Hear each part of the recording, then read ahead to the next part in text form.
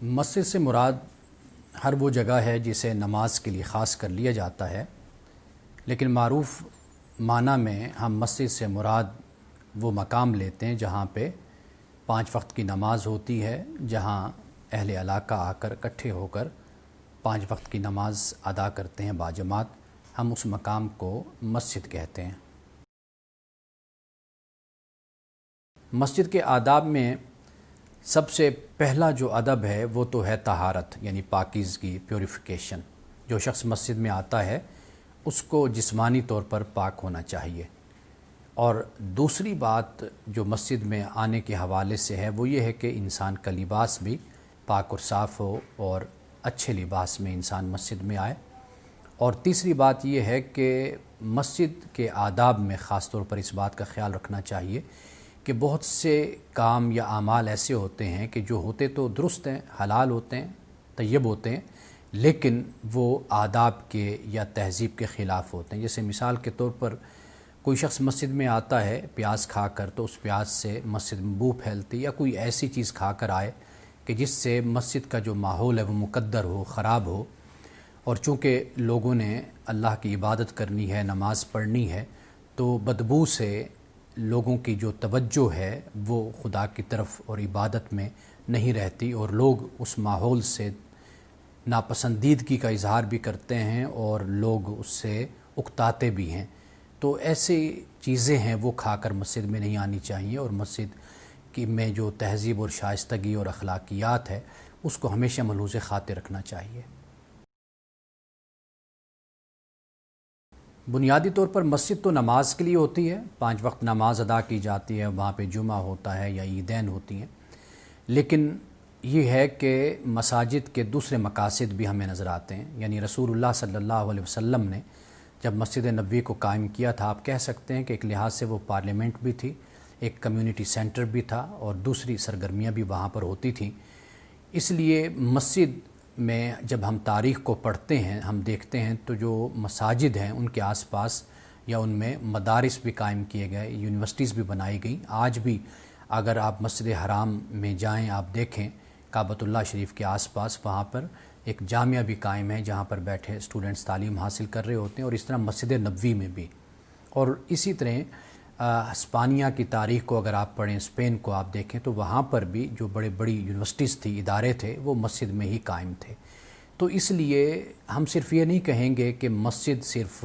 عبادت گاہ ہی ہے، یعنی وہاں پر نماز ہی پڑھی جاتی ہے، بلکہ دیگر علمی، تعلیمی، سیاسی، معاشرتی سرگرمیاں بھی وہاں پر کی جا سکتی ہیں۔ رسول اللہ صلی اللہ علیہ وسلم نے اہل نجران کو مسجد نبوی میں ٹھہرایا تھا، اور مسجد نبوی میں ہی انہوں نے اپنے طریقے سے اپنے مذہب کے مطابق عبادت بھی کی تھی۔ لیکن آج صورتحال یہ ہے کہ مسلمان خوشحال ہیں، صرف مسجد ہی نہیں رہنے کے لیے، بلکہ اب گھر بھی ہیں، اب ادارے بھی ہیں، اب ہوٹلز بھی ہیں جہاں پر لوگ جاتے ہیں، رہتے ہیں۔ لیکن اگر کوئی ایسا وقت آتا ہے کہ مسجد میں ٹھہرانا پڑتا ہے، اور مسجد کے ساتھ قیام گاہ ہے، طعام گاہ ہے، اور وہ لوگ اپنے طریقے سے عبادت کرنا چاہتے ہیں، تو اس میں کوئی ممانعت نہیں ہے۔ غیر محسوسانہ طور پر آج بھی مساجد ہماری سماجی اور معاشرتی سرگرمیوں کا مرکز ہے۔ آپ دیکھ لیجئے کہ اگر کسی کا نکاح ہوتا ہے تو مسجد میں بھی کیا جاتا ہے نکاح، اور اسی طرح اگر کسی کی کلخانی ہے، چہلم ہے، یعنی کسی کی مرگ ہو جاتی ہے، تو اس کا انتظام بھی مسجد میں کیا جاتا ہے۔ اور اسی طرح دیگر سرگرمیاں کسی نہ کسی شکل میں، کسی نہ کسی صورت میں مسجد میں جاری رہتی ہیں۔ لیکن اس سے زیادہ ہمیں مسجد کو اپنی سرگرمیوں کا مرکز بنانا چاہیے۔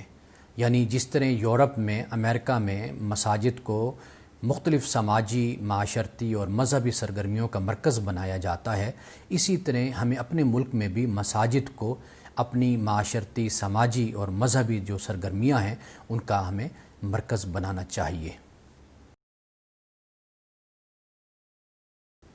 بچوں کو مسجد میں آنے سے روکنے کی واحد ایک وجہ ہے۔ ایک تو یہ ہے کہ وہ پاکیزگی کا معاملہ ہوتا ہے، طہارت کا، اور دوسرا مسئلہ یہ ہوتا ہے کہ بچے مسجد میں آتے ہیں، جیسے شرارتیں کرتے ہیں یا شور شرابہ کرتے ہیں، اس وجہ سے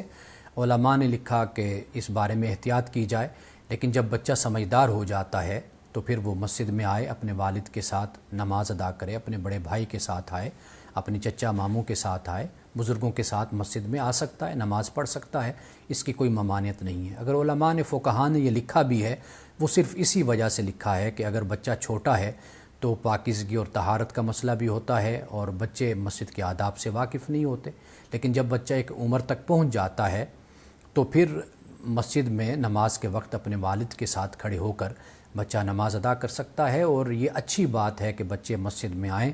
اور مسجد میں نماز ادا کریں، تاکہ ان کو بھی معلوم ہو کہ یہ اللہ کا گھر ہے، عبادت گاہ ہے، اور یہ مسلمانوں کا مرکز ہے، اور ہمیں یہاں پر آنا چاہیے۔ اس سے اسلام سے وابستگی اور ایک تعلق قائم ہوتا ہے۔ اجتماعی کاموں کے لیے لوگوں سے مانگا جاتا ہے، ڈونیشن اکٹھی کی جاتی ہے، چندہ کیا جاتا ہے، تو اس میں کوئی حرج نہیں ہے۔ مسجد کی تعمیر کے لیے اور مسجد کی آباد کاری کے لیے اور مسجد کے اخراجات کو اور انتظام کو سنبھالنے کے لیے اگر لوگوں سے کہا جاتا ہے تو اس کے کہنے میں حرج کوئی نہیں ہے۔ آپ دیکھیے کہ ملک میں جس طرح کووڈ-19 کی وبا پھیلی، یا جیسے سیلاب آیا، یا کوئی بھی ایسی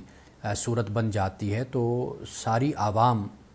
مل جل کر اجتماعی طور پر چندہ بھی دیتی ہے اور ڈونیشن دیتی ہے، تاکہ جو غریب لوگ ہیں جو اس سے متاثر ہوئے ہیں ان کی مدد کی جا سکے۔ اسی طرح مسجد بھی ایک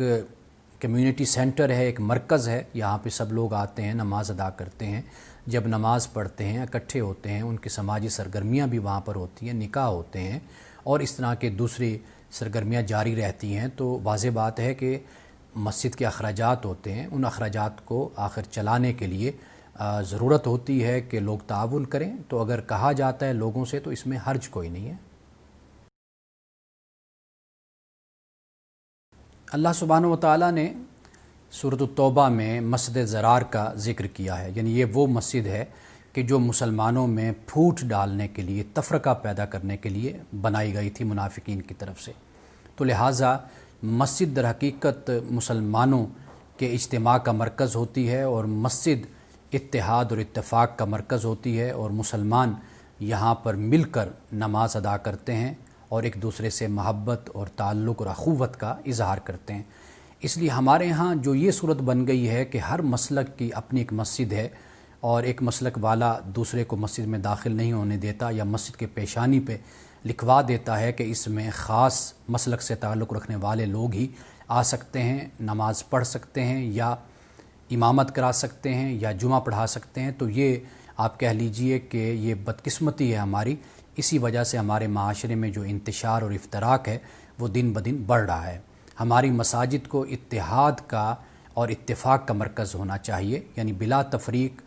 رنگ، نسل، مذہب، مسلک اور بلا تفریق سیاست، ہر حوالے سے مسجد میں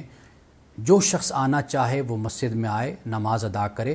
اور اس تفریق کے بغیر مسجد میں نماز ادا کرنی چاہیے کہ کون دیوبندی ہے، کون بریلوی ہے، کون اہل تشیع میں سے ہے اور کون اہل حدیث ہے۔ اس تفریق کے بغیر سب آئیں، مسجد میں آ کر نماز ادا کریں کہ وہ اللہ کا گھر ہے،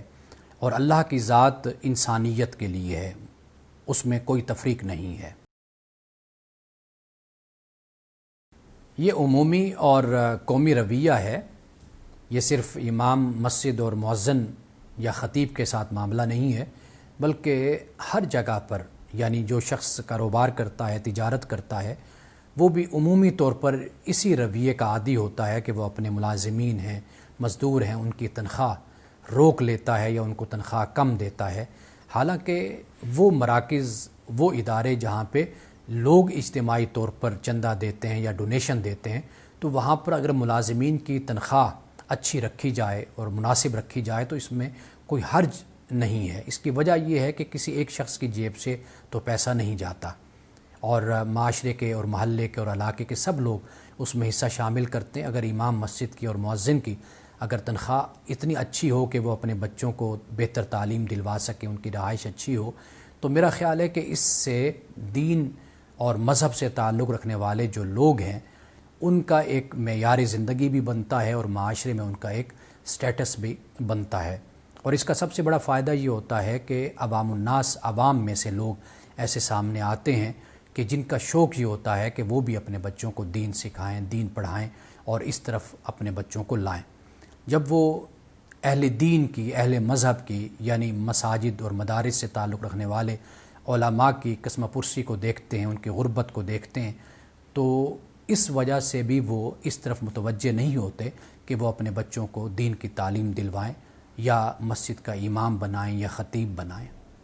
تو اس لیے یہ رویہ عمومی اور قومی ہمارا رویہ ہے۔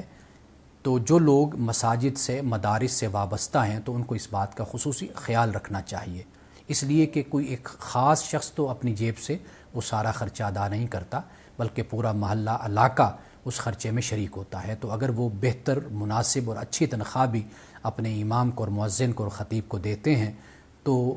دینے میں کسی قسم کی تنگ دلی کا مظاہرہ نہیں ہونا چاہیے۔ مساجد کی اشیاء اجتماعی طور پر خریدی جاتی ہیں اور اجتماعی طور پر ان کو استعمال کیا جا سکتا ہے، جیسے جنازے کی چارپائی ہے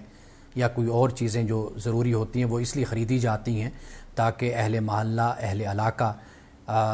مجبوری میں یا ضرورت میں اس کو استعمال کر سکے۔ لیکن اس کو صرف کوئی ایک شخص اپنے ذاتی استعمال کے لیے رکھ لے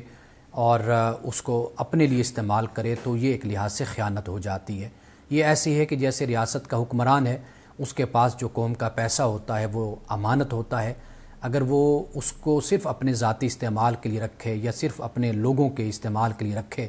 یا قوم کے پیسے کو اپنے لیے استعمال کرے تو وہ ایک لحاظ سے خیانت ہو جاتی ہے۔ تو اس بات کا خیال رکھنا ضروری ہے کہ چونکہ مسجد کے جو اشیاء ہوتی ہیں ان میں اہل محلہ، اہل علاقہ کے چندے اور ان کے ڈونیشنز اس میں شامل ہوتی ہیں، تو لہٰذا کوئی شخص انہیں اپنی ذاتی استعمال کے لیے خاص نہیں کر سکتا۔ ہاں، اجتماعی طور پر اگر وہ مختص کی جاتی ہیں تو لوگوں کو جب اس کی ضرورت ہوتی ہے تو ضرورت کے وقت لوگوں کو مہیا کی جا سکتی ہیں۔ مسجد کی اشیاء کو کرائے پر دیا جا سکتا ہے، یعنی یہ اس طرح ہوتا ہے کہ جیسے کوئی مسجد ہے تو اس کی دکانیں ہوتی ہیں وہ کرائے پر دے دی جاتی ہیں، یا اس طرح بھی ہوتا ہے کہ بہت کچھ سامان مسجد کا جو مسجد میں پڑا رہتا ہے، قابل استعمال نہیں ہوتا یا استعمال میں آتا ہے تو کبھی کبھی آتا ہے، تو اگر کرائے پر دی جائے وہ چیز اور وہ استعمال ہو اور اس سے کرایہ آئے اور مسجد کے اخراجات اور انتظام میں وہ معاون ہو جائے تو اس میں کوئی حرج نہیں ہے۔ پاکستان میں یہ بہت آئیڈیل صورتحال ہوگی کہ اگر مساجد کے ساتھ اور مساجد میں ایسی جگہیں بنا دی جائیں کہ جہاں پہ بچوں کو والدین چھوڑ دیں، بٹھا دیں اور نماز ادا کریں، اور خواتین کے لیے بھی جگہ مخصوص ہو جائے تو خواتین بھی آئیں وہاں پر نماز ادا کریں، یعنی ایسی جگہیں بنا دی جائیں جہاں پر کتابیں ہوں بچوں کے لیے، بچے مطالعہ کریں، یا کھلونے ہو، بچے وہاں پر کھیلیں، اور ایک خوبصورت ماحول بنا دیا جائے جس طرح ملائیشیا میں، ترکی میں یا یورپ میں، امریکہ میں ایسی جگہ مسجد کے ساتھ بنا دی جاتی ہیں کہ جہاں پہ جب بچے آتے ہیں تو وہ مانوس ہوتے ہیں مسجد کے ماحول سے۔ تو یہ بہت اچھی بات ہے کہ اگر پاکستان میں بھی اس طرح کا قدم اٹھایا جائے اور مساجد کو صرف مردوں کے لیے خاص نہ کیا جائے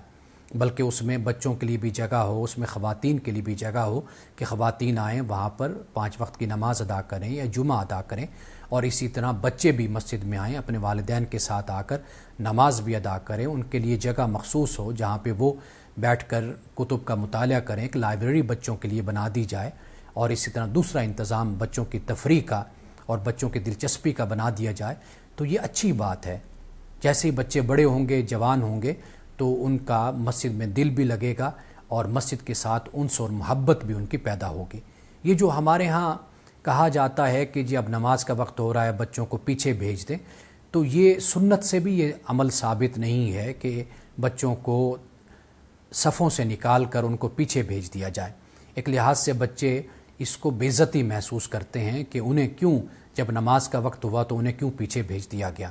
اور اس کا نقصان یہ ہوتا ہے کہ بچے پیچھے جا کر شرارتیں بھی کرتے ہیں، اور جو بڑے لوگ ہوتے ہیں آگے نماز پڑھ رہے ہوتے ہیں ان کو ڈسٹرب کرتے ہیں، نماز میں ان کی وہ توجہ نہیں رہتی بچوں کی وجہ سے۔